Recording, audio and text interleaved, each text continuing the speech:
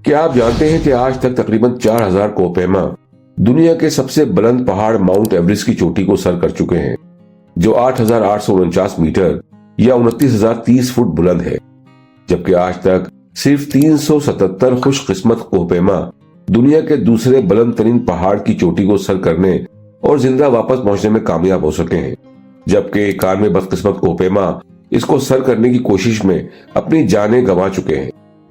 8611 metre या 28251 feet बुलंद ये पहाड़ दुनिया का सबसे खतरनाक पहाड़ माना जाता है, जहां इंसानों को जिंदा रहने के लिए नाकाफी ऑक्सीजन मैसर है, जो कोहपेमाओं को जहनी तौर पर कमजोर कर देता है। कई साल कोई कोहपेमा उसे सर करने की कोशिश नहीं करता, मगर इसके बावजूद दुनिया भर के कोहपेमा उसे सर करने को कोहपेमाई की सबसे बड़ी अचीवमेंट समझते हैं। इस पहाड़ का नाम है K2। 1953 में K2 को सर करने की ख्वाहिश करने वाली तीसरी अमेरिकी मुहिम के बाद मशहूर कोहपेमा जॉर्ज बेल ने बेस कैंप पहुंचकर K2 का तारुफ जिन अल्फाज में कराया था, वो आज तारीख का हिस्सा है। उन्होंने कहा था, K2 एक वहशी पहाड़ है जो आपको मारने की कोशिश करता है। इसका अंदाजा हम यूं लगा सकते हैं कि K2 की चोटी सर करने की कोशिश करने वाले हर 5 कोहपेमाओं में से एक कोहपेमा अपनी जान गंवा देता है। जॉर्ज बेल भी उस मुहिम में बहुत मुश्किल से अपनी जान बचाने में कामयाब हो सके थे। एक साल बाद 31 जुलाई 1954 को इटालियन कोहपेमाओं लीनो लकैडली और अखेली कंपिग्नोनी को पहली बार K2 चोटी सर करने का एजाज हासिल हुआ। याद रखने की बात है कि K2 को सर करने की कोशिशों का बाकायदा आगाज 1909 में हुआ था और 1954 तक ये पहाड़ नाकाबिले शिकस्त रहा था। सहर खेज कुदरती मनाजिर के बावजूद K2 एक वहशी पहाड़ क्यों कहलाया जाता है और क्यों इसकी हलाकत खिजी को जानने के बावजूद हर साल दर्जनों कोहपेमा अपनी जिंदगी में कम से कम एक बार इस चोटी पर पहुंचने की ख्वाहिश लिए अपनी जानें दांव पर लगा देते हैं। आइए जानते हैं इस वीडियो में, और आपसे गुजारिश है कि अगर आपको हमारी काविश पसंद आए तो हमारे चैनल को सब्सक्राइब करें और हमारी वीडियोस को लाइक और शेयर करना ना भूलें। पाकिस्तान दुनिया का वो वाहिद मुल्क है जहां गिलगित बल्तिस्तान में वाक़ जगरोट के मकाम में दुनिया के 3 अजीम पहाड़ी सिलसिले हिमालय, कराकरम और हिंदुकुश एक दूसरे के साथ एक जगह मिलते हैं। दुनिया में सिर्फ 14 पहाड़ों की चोटियां 8000 मीटर या 26,247 फीट से ज्यादा बुलंद हैं और ये तमाम पहाड़ हिमालयन और कराकरम पहाड़ी सिलसिलों में वाक़ हैं। पाकिस्तान में ऐसे 5 पहाड़ मौजूद हैं और K2 इनमें सबसे बुलंद है। K2 कराकरम पहाड़ी सिलसिले में वाक़ है। इसे पहली बार 1856 में ब्रिटिश हुकूमत की तरफ से हेनरी हार्वेशम गॉडविन ऑस्टन और कर्नल थॉमस जॉर्ज मोंटगोमरी ने दरियाफ्त किया और उसकी पैमाइश की। उन्होंने इस पहाड़ को एक सिंबल दिया, K2 यानी कराकरम 2। K2 को सर करना क्यों दुनिया की तमाम चोटियों को सर करने से ज्यादा मुश्किल है, इसके लिए हमें पहले K2 के महल वकूअ को जानना जरूरी है। K2 बहुत दूर दराज इलाके में वाक़ है, बिल्कुल तन्हा। इसका अंदाजा इस बात से लगाया जा सकता है कि जब 1856 में कश्मीर और चीन की सरहद का तयन करने के लिए फिजाई सर्वे किया गया तो सर्वेयर्स ने मुख्तलिफ पहाड़ों की बुलंदियों की पैमाइश की और उन्हें आर्जी तौर पर नाम दिए, जैसे K1, K2 और K3। उसके बाद उन्होंने मकामी लोगों से उन पहाड़ों के बारे में दरियाफ्त किया, क्योंकि उन पहाड़ों के मकामी नाम यकीनन होने चाहिए थे। मकामियों ने K1 का नाम मशाबरम और K3 का नाम फालचन कंगरी बताया, मगर मकामी लोग हैरानकुन तौर पर K2 से बिल्कुल नावाकिफ थे, इसलिए K2 का कोई मकामी नाम भी मौजूद नहीं था। ये वजह है कि 1953 के तफसीली नक्शे में भी K2 को इसी आर्जी नाम से जाहिर किया गया था। K2 का इतना तन्हा होना इस तक पहुंचने को और ज्यादा मुश्किल बना देता है। K2 के बेस कैंप तक जाने वालों को एक खतरनाक टेक्निकल ग्लेशियर और पथरीले रास्तों पर कई दिन सफर करना पड़ता है। यह रास्ता इतना दुश्वार है कि K2 के ऊपर चढ़ने से पहले ही कोहपेमा अक्सर जख्मी होकर वापस लौट जाते हैं। इसके मुकाबले में माउंट एवरेस्ट के बेस कैंप तक पहुंचने का पैदल रास्ता बहुत आसान है। ज्यादातर कोहपेमा एवरेस्ट को एक आसान पहाड़ समझते हैं, जहां के रास्ते बहुत अच्छे तरीके से तरतीब दिए गए हैं। उसमें हल्की ढलवान और बहुत से जिगजैग रास्ते मौजूद हैं, जिसकी वजह से चढ़ने में आसानी होती है। सिर्फ चंद वाकई मुश्किल रुकावटें हैं, जैसे हिलरी स्टेप और खम्बो आइस फॉल। एवरेस्ट को आमतौर पर टेक्निकल क्लाइंबिंग नहीं समझा जाता। K2 पर रास्तों को अच्छी तरह से तरतीब नहीं दिया गया। पहाड़ की शक्ल एक ट्रायंगल की तरह है, इसलिए कोहपेमाओं को चाहे वो ऊपर चढ़ने के लिए किसी भी रास्ते का इंतखाब करें, पहले दिन से ही खड़ी चढ़ाई का सामना करना पड़ता है।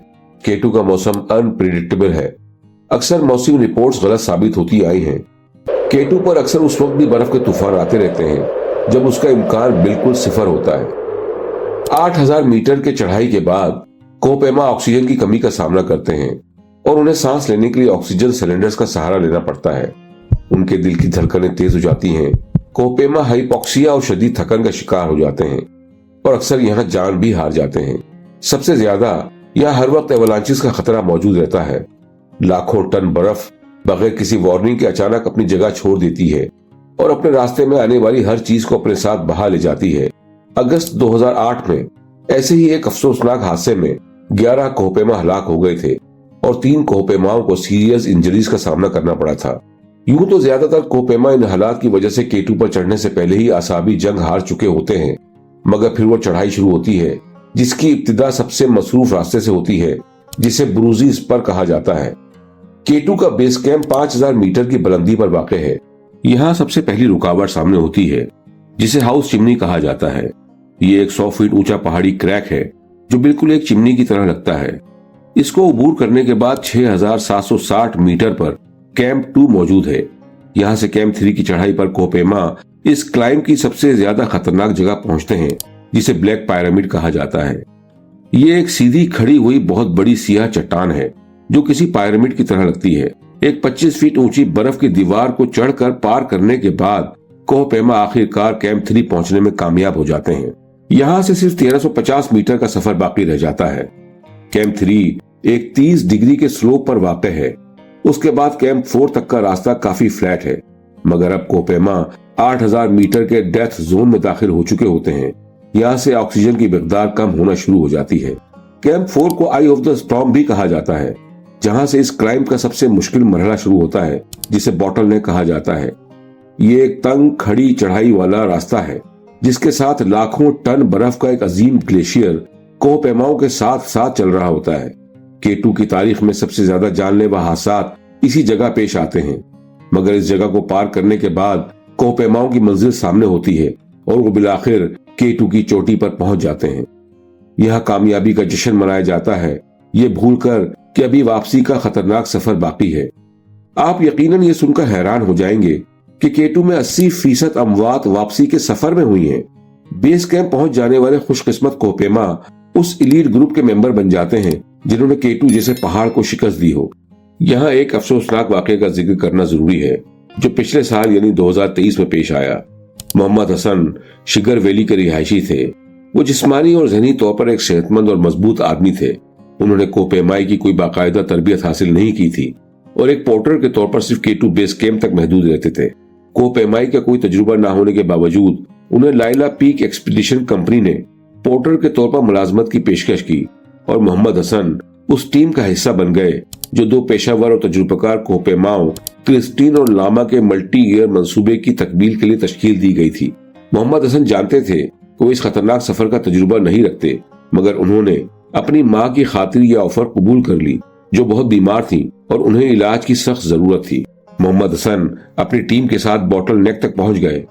पिछले कई दिनों तक मौसम इस कदर खराब रहा था कि उनकी टीम अपनी जगह से हिल भी न सकी थी।